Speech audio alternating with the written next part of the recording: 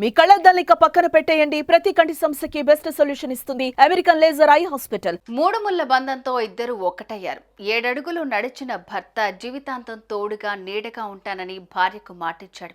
ఇతని మాటలు విన్న భార్య ఇక భర్తే సర్వస్వం, భర్తే దైవమని భావించింది.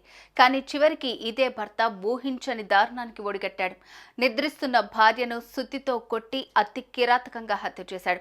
తాజాగా రంగారెడ్డి జిల్లాలో వెలుగు చూసిన ఈ ఘటన స్థానికంగా కలకలంగా మారుతోంది. అసలు నిద్రిస్తున్న భార్యను భర్త ఎందుకు హత్య చేశాడు? దీనికి దారితీసిన కారణాలు ఏంటి?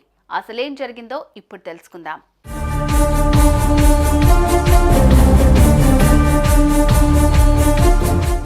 మహబూబ్ నగర్ జిల్లా దేవరకద్రకు చెందిన శ్రీనివాస్ కృష్ణవేణి దంపతులు బండ్లగూడ హైదర్ షాకోట్ పరిధిలోని మాధవి నగర్లో నివాసం ఉంటున్నారు. వీరికి కూతురు కుమారుడు సంతానం. ఇద్దరు స్థానికంగా ఓ చోట పనిచేస్తూ సంసారాన్ని వెళ్లదీస్తున్నారు. ఇలా కొన్నాళ్ల పాటు ఈ దంపతులు పిల్లలతో సంతోషంగానే ఉన్నారు. కానీ రాను భర్త కృష్ణవేణిపై అనుమానం పెంచుకున్నాడు. ఇదే విషయమై తరచూ భార్యను టార్చర్ పెడుతూ ఉండేవాడు. భర్త వేధింపులను భార్య తట్టుకుంటూ వచ్చింది.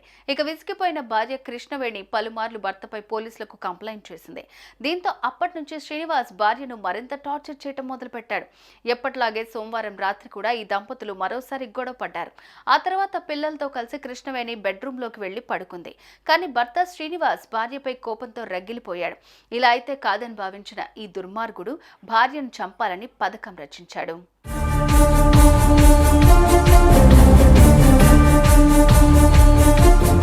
ఇందులో భాగంగానే అర్ధరాత్రి భార్య నిద్రిస్తున్న సమయంలో సుత్తితో కొట్టి కృష్ణవేణిని హత్య చేశాడు.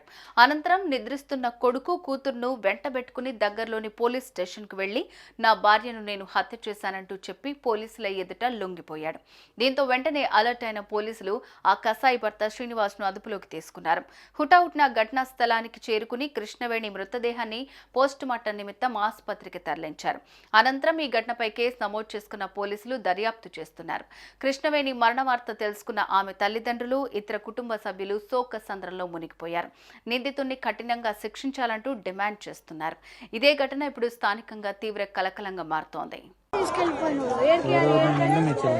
పిలిచినామని మమ్మీ అని కలుతలేదు, ఇట్లా అనుకోని పిలిచిన తీసుకెళ్ళిపోయినా డైరెక్ట్ నార్సింగ్ పోలీస్ స్టేషన్ సార్ని చంపిన సార్ అని చెప్పారు. మీరు ఆడ విన్నారు కదా, చంపినని ఆడ విన్నారు.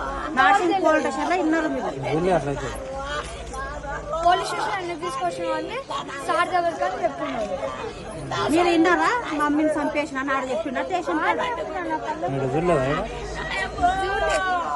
లోపల చూడలేను, ఇట్లా అనుకోని ఉన్నాను. చూడలే, అసలు చనిపోయిందా చూడలేను.